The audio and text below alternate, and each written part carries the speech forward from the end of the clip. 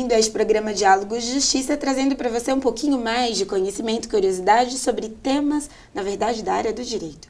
Hoje, aqui quem representa o IPAM é a doutora Viviane Maldonado, juíza de direito, que é conselheira do IPAM, o Instituto Paulista de Magistrados, que sempre está em parceria com a Unisa, a Universidade de Santo Amaro, neste programa. Além disso, ela também é assessora especial da presidência da APAMAGES de São Paulo. Doutora Viviane, é um prazer tê-la conosco. Muito obrigada, prazer todo nosso. E hoje, eu sei que o convidado que está presente também é seu aí colega e você já o conhece bastante. Isso. Gosto dessa sintonia quando o convidado e o IPAM participa e aí o nosso diálogo fica mais interessante. Doutor Cid Vieira de Souza Filho, obrigado por ter aceito o nosso convite. Muito obrigado, é um prazer estar aqui com vocês hoje. Seja bem-vindo, Cid.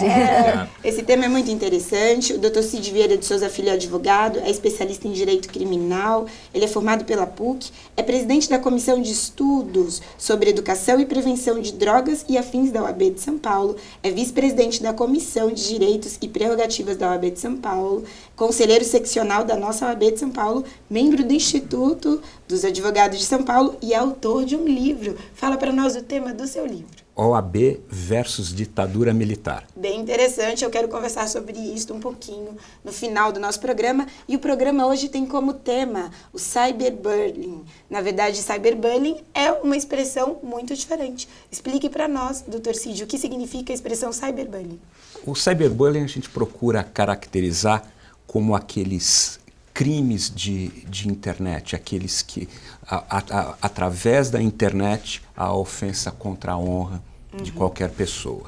E será que, então, quem nos escuta ao usar a internet, celular e outros meios de comunicação pode ofender ou prejudicar alguém? Porque vou compartilhar um pensamento meu. Eu e a Viviane somos muito ligadas nas mídias sociais, né, doutora Viviane? Mas, ainda bem, ela é bem responsável quando divulga algumas coisas. Em contrapartida, muitas vezes, quando eu leio, as pessoas se expressam de maneira bem abrangente, às vezes elas até extrapolam. Compartilha conosco, quem usa do telefone, da internet, pode cometer crime? Pode. Como é isso? Nós estamos conversando um pouquinho antes com a doutora Viviane, exatamente sobre a liberdade da expressão que a pessoa tem na internet, através do celular, e toda vez que essa liberdade de expressão ultrapassa os limites, aquele que pratica a ofensa pode responder por calúnia, injúria ou difamação. Sim. Existe um outro aspecto também que eu gostaria que o Dr. Cid comentasse, que eu acho bastante interessante, que a par dessas figuras específicas do crime contra a honra, já tem chegado ao judiciário alguns casos dos stalkers, né, daquelas pessoas que são os verdadeiros perseguidores na internet, que então vão e perseguem as pessoas, ficam monitorando, fazem de alguma maneira algumas ameaças ou dão a notícia, olha, eu sei onde você está, o que você está fazendo. O que o senhor poderia falar sobre esse tipo de comportamento predatório, vamos dizer assim, isso por meio crime, da internet? É crime, você pode ter o crime de ameaça. Eu acho que esse assunto ele tem evoluído muito nos últimos anos. O que se pode fazer, e aquele que está nos assistindo, pode ter a certeza que a polícia dispõe de elementos para identificar todos aqueles que perseguem de uma forma até anônima, para identificar a origem dos comentários, a origem das ameaças. Essas ofensas feitas pela internet, ela deixa um rastro, sempre deixa um rastro, que é o IP, a identificação do computador ou a identificação do celular, da onde foram proferidas as ameaças, as palavras ofensivas. Tem como identificar, precisa tomar algumas atitudes através do Poder Judiciário, até porque envolve quebra de sigilo. Você falou, doutor Cid, sobre a possibilidade de envolver aí atitudes usando do auxílio da polícia. Quais são os processos disponíveis em relação ao cyberbullying? É só na área criminal, para quem nos escuta, ou isso também acaba influenciando outros campos do direito? Eu entendo que influencia outros campos do direito. A doutora Viviane é especialista para falar na área civil, mas eu entendo que toda a lesão criminal, ela tem uma reparação num dano nocível, aonde pode o dano à imagem, perdas e danos. E na verdade a gente tem recebido muitos processos, mas muitos mesmo aqui, principalmente nessa região, né, que é bastante numerosa, né, em termos de população, de pessoas que receberam ameaças ou ofensas via internet, que sabem que aquela conta é falsa.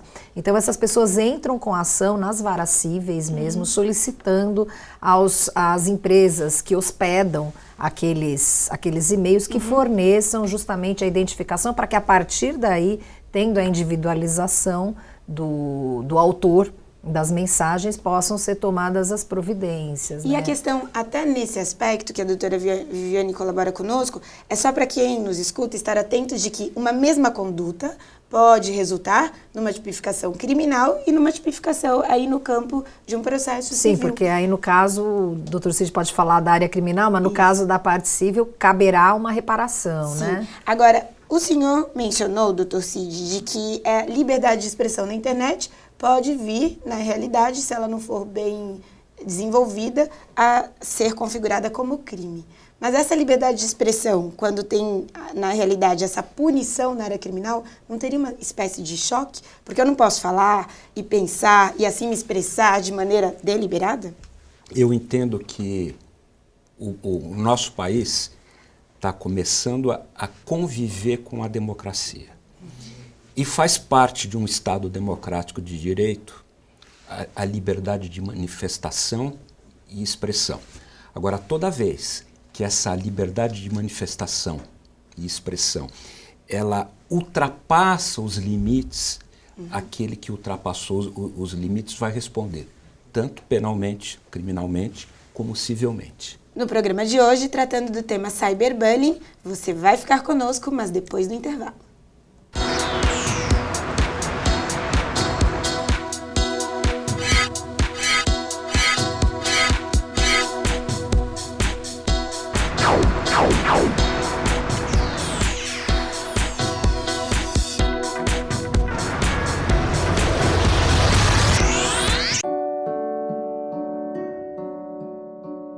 Meu nome é José Carlos Silva, tenho 18 anos.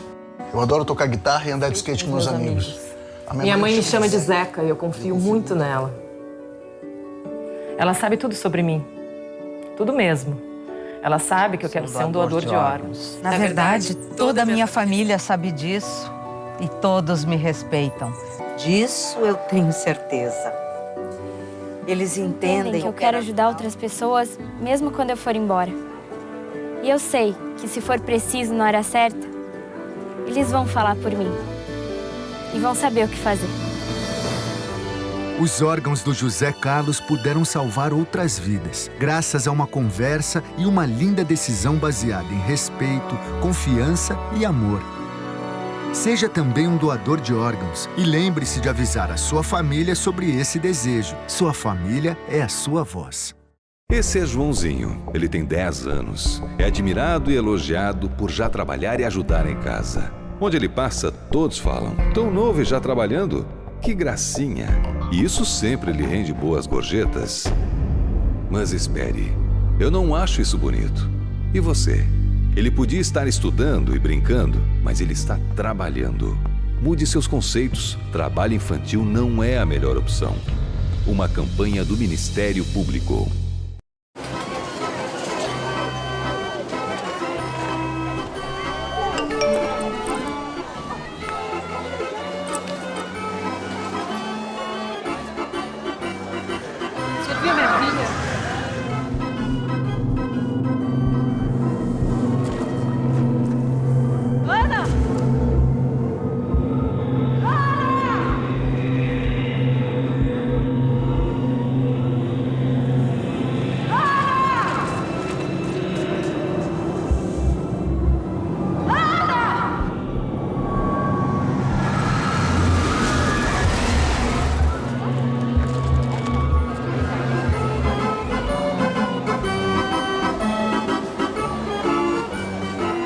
Desaparecidos.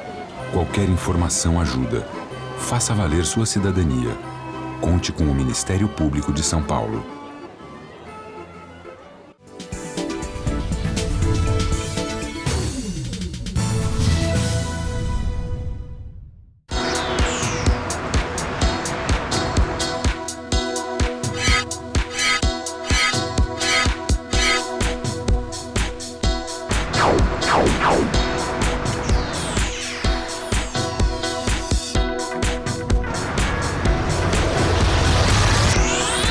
estamos de volta no programa Diálogos de Justiça, em parceria com o IPAM, Instituto Paulista de Magistrados, hoje representado pela doutora Viviane Maldonado, juíza de Direito, e também que se apresenta aí como conselheira do IPAM. E o nosso convidado especial é o doutor Cid Vieira de Souza Filho, advogado especialista no âmbito criminal, trazendo um tema especial, que é o cyberbullying, sobre as ofensas que podem acarretar crimes através da internet. Mas há uma curiosidade sobre esse tema. Eu gostaria de entender o que é a Lei Carolina Dickmann e, na realidade, como ela proporcionou avanços no combate a essa questão do crime cibernético no Brasil. Bom, a Lei Carolina Dickmann, efetivamente, ela é um avanço na nossa legislação. Antes da Lei da Carolina Dickmann, nós tínhamos uma legislação que disciplinava os crimes de interceptação de dados telemáticos. Para a gente poder falar uma linguagem mais simples, doutora Viviane, havia uma discussão se aquele hacker, aquele indivíduo que invade um computador e obtém dados sigilosos, dados bancários, correspondências, se esse indivíduo a conduta era interceptar dados telemáticos. Na verdade, ele estava invadindo o servidor, o computador e obtendo informações. O que a Lei Carolina Dickmann fez? Ela procurou fazer um enquadramento, uma tipificação melhor dessa conduta. Ou seja, aquele indivíduo que invade o computador, e no caso da Carolina Dickmann, obtém aquelas fotos, ou obteve aquelas fotos, ele vai responder por uma conduta específica, invadir os computadores e obter clandestinamente documentos sigilosos. Nós estávamos conversando antes, eu tenho um caso onde o indivíduo entrou no servidor de uma empresa e obteve dados sigilosos. Ele está sendo processado por interceptação de dados telemáticos. Hoje seria na Lei Carolina Dickmann com um agravante. Quando a invasão é para obter documentos sigilosos, documentos de segredos comerciais. Então a Lei Carolina Dickmann é um avanço e possibilita ao magistrado um melhor enquadramento da conduta. Sim. Agora, eu queria que o senhor esclarecesse, porque até é uma dúvida minha, realmente. Por exemplo, para o enquadramento é necessário que o criminoso, vamos dizer, o autor desse fato, que ele quebre algum sistema de segurança, ou, por exemplo, a doutora Ivelise deixa o telefone dela aqui sem senha, aí eu vou lá e acesso as fotos dela, eu não utilizei nenhum expediente técnico para ter acesso a um conteúdo de um dispositivo que não me pertence. Como ficaria nessa situação? Eu entendo que ela é uma interceptação. Você está interceptando, você está tendo acesso clandestinamente. Independentemente de eu ter violado, de ser um hacker ou de ter... Você ter violado dispositivos de segurança. Tá. Essa Lei Carolina Dickmann que o senhor mencionou aconteceu porque ela teve algumas fotos publicadas, provavelmente a sociedade tem acompanhado. Já que isso se configurou como crime, quais são as punições específicas para a prática desse tipo de crime? Estaria sujeito a uma pena de reclusão de 3 meses a 2 anos, além de multa. O que eu acho pouco ainda. Eu vou falar um assunto que é muito polêmico, mas no Brasil nós temos uma sensação de impunidade porque as nossas leis são muito brandas. Nós precisamos de um país que dê efetivamente valor à honra de um cidadão. A honra de um cidadão é tão importante como a vida e nós precisamos valorizar com condutas e punições mais severas, legislações mais rígidas para punir aqueles que efetivamente denigrem a imagem, ofendam a honra de quem quer que seja. Agora, no caso, por exemplo, da pessoa não quebrar um dispositivo, ela não ter acesso, por exemplo, alguém me manda uma imagem de pedofilia ou, enfim, de nudez de menor ou alguma situação, e eu replico essa imagem, mando para os meus amigos, compartilha ou faço comentários. Acho que isso é bastante importante, porque às vezes as pessoas têm a sensação, hoje, nesse mundo digital, de mas eu não fiz nada, eu só recebi e compartilhei. Há uma responsabilidade, não há, com relação àquele que divulga? Que há uma responsabilidade, primeiro porque você ter armazenado fotos de pedofilia já caracteriza um ilícito penal. E se você compartilha, eu entendo que você está sendo coautor, porque de alguma forma você está concorrendo para a prática do crime. E quando esse compartilhamento, ou esse ato de declarar na internet algumas eventuais ofensas à honra das pessoas acontece de forma anônima, isso pode redundar em processo? Pode. Como eu disse no outro bloco, a polícia e a justiça têm condições de identificar do local aonde foram proferidas essas ameaças.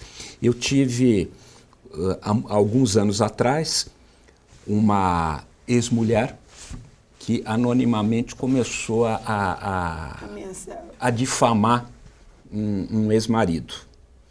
Nós conseguimos identificar a origem do computador, fizemos uma busca e apreensão na casa dessa ex-mulher, dessa senhora, apreendemos o computador e, através da perícia, conseguimos comprovar que daquele computador foram provenientes as afirmações. Hoje, com os mecanismos, com o avanço, você tem condições com maior facilidade de identificar a origem do computador ou do dispositivo móvel que foi feita essa ameaça.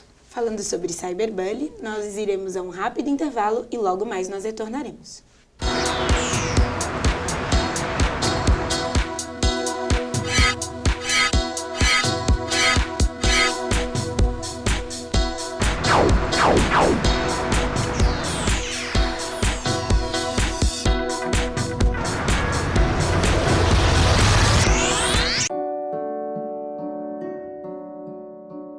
Meu nome é José Carlos Silva, tenho 18 anos. Eu adoro tocar guitarra e andar de skate com meus amigos. Minha mãe me chama de Zeca e eu confio muito nela.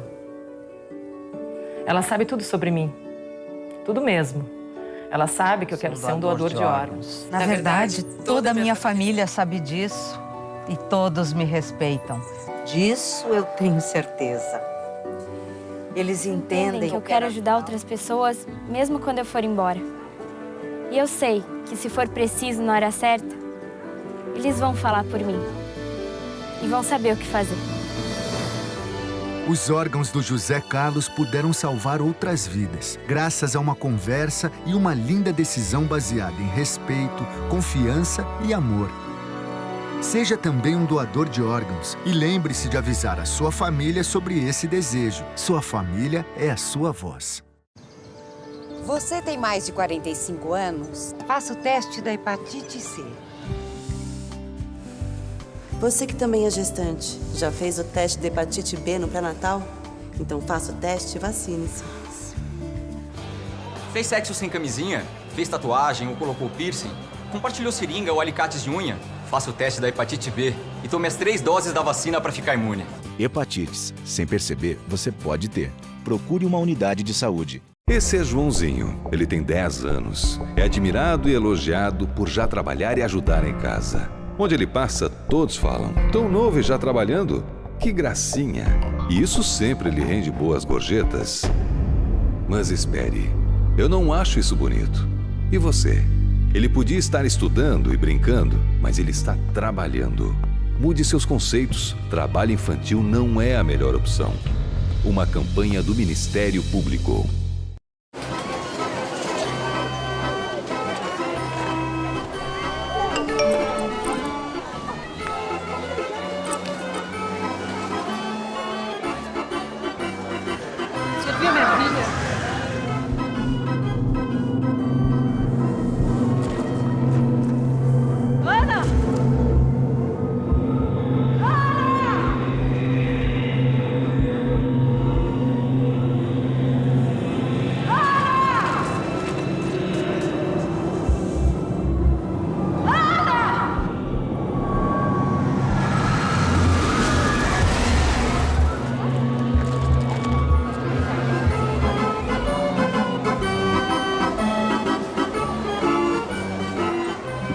desaparecidos.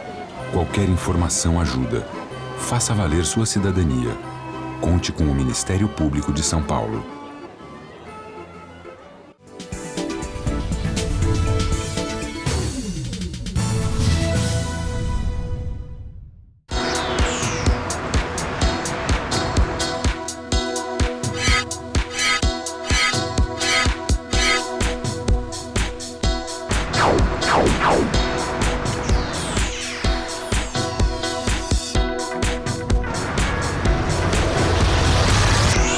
Volta com o programa Diálogos de Justiça, em parceria com o IPAM, Instituto Paulista de Magistrados, atualmente representado pela doutora Viviane Maldonado, e com um convidado especial do Dr. Cid Vieira de Souza Filho, tratando aí sobre o tema cyberbullying. Dr. Cid, agora o tema é espinhoso, porque falar sobre ódio é interessante, considerando que cada vez mais na internet tem se concentrado discursos que apresentam muito ódio explicitamente. E esses discursos, eles são criminosos e podem vir a configurar, inclusive, aí algum outro tipo de crime? Eu até complementaria, que acho que já para o Dr. Cid responder as duas questões, porque hoje muitas pessoas criticam o, entre aspas, politicamente correto e dizem o seguinte: mas por que eu não posso declarar, por exemplo, a minha opinião? Eu não gosto de pessoas provenientes de tal região, ou não gosto dessa etnia, ou não me agrada essa opção sexual, ou não me agrada essa religião. Sim. Como contemporizar uma questão relacionada a uma opinião íntima com aquilo que pode ser expressado de modo a não haver um enquadramento? Muito interessante essa colocação, doutora Viviane. Eu entendo que você tem constitucionalmente o direito de manifestar a sua opinião em determinadas situações.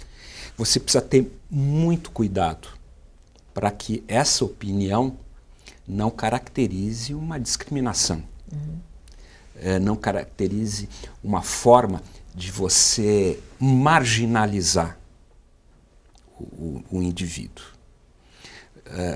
Eu acho que é uma situação muito delicada e aí cabe ao Poder Judiciário, no caso concreto, avaliar se essa opinião ela não excedeu aquilo que seria um limite tolerável dessa opinião para caracterizar uma discriminação que é punida pelo nosso Código Penal. Então vamos na prática, doutor Cid, para quem nos escuta. Se eu posso ter a liberdade de expressão, qual é o conselho que você daria para quem nos escuta sobre expor sua opinião em relação ao outro? Eu posso falar do outro através da internet? Posso dizer o que eu penso da forma como o outro trabalha?